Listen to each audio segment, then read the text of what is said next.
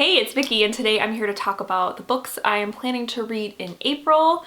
I'm keeping the TBR somewhat smaller than I normally do, only because I have some other projects going on the side that I can't talk to you guys about because I'm keeping it a secret.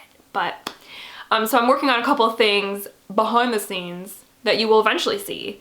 But for that reason, I'm keeping my April TBR just a little bit lighter, and yeah, let's just dive in.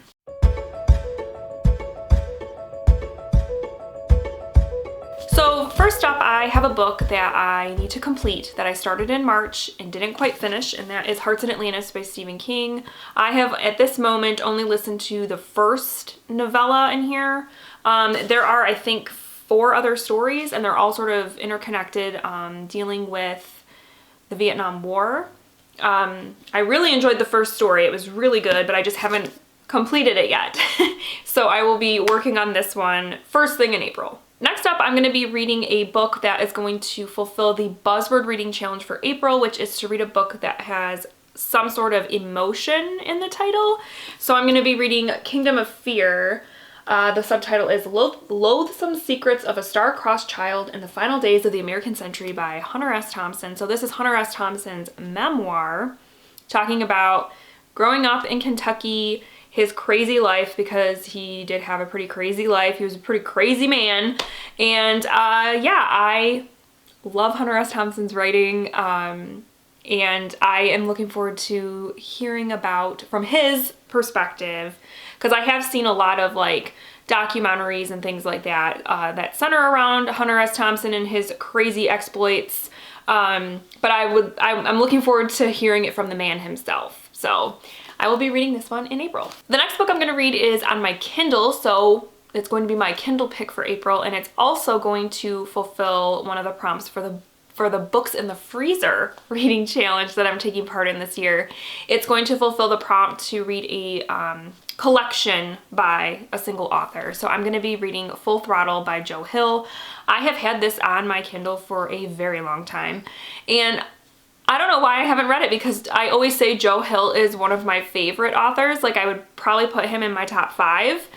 But I haven't read a lot of his stuff lately, including this book, which is a short story collection. So I don't really know anything about it other than that, but I'm sure it's going to be great because it's Joe Hill. Then I'm going to be reading Long Division by Kiese Lehman, and this one really intrigued me when I picked it up at the bookstore, because it is kind of 2 stories that are related to each other, but like you read the first story, you know, normally, and then you have to flip the book upside down to read the second story, and that's just kind of fun.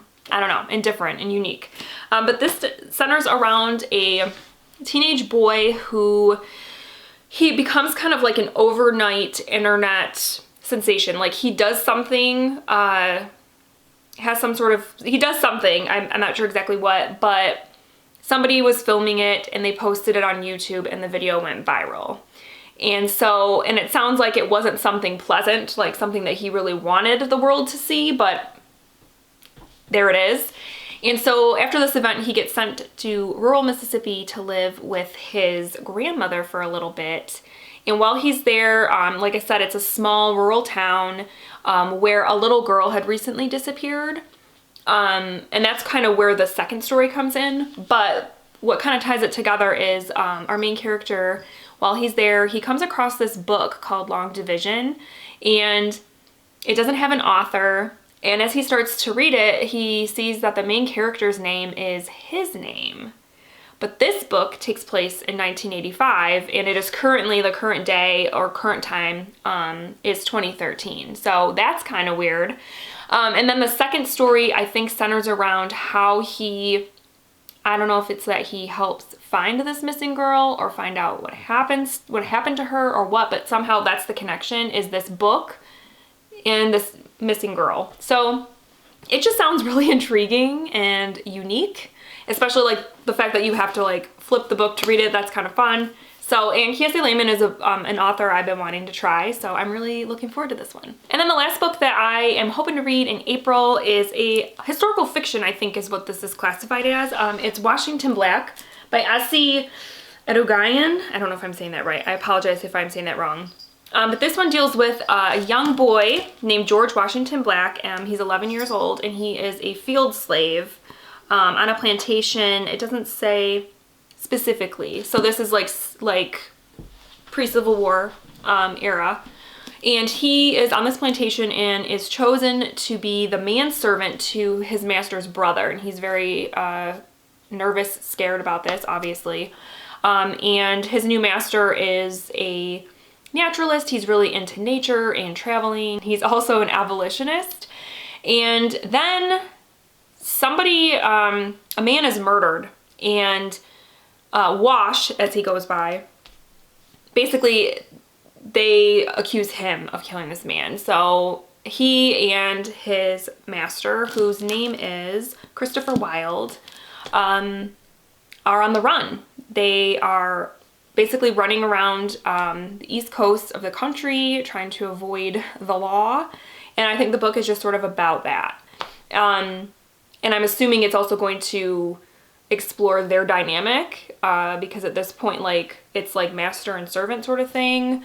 So yeah, I've heard really good things about this. I actually got this book because my grandma read it and passed it on to me. She said it was really good, so so I'm gonna check it out. All right, guys, so those are my reading plans for April. Please let me know down below what you are planning to read in April. I would love to know. And that is it. I hope you guys have a great month, and I will talk with you soon. Thank you so much for watching. Bye.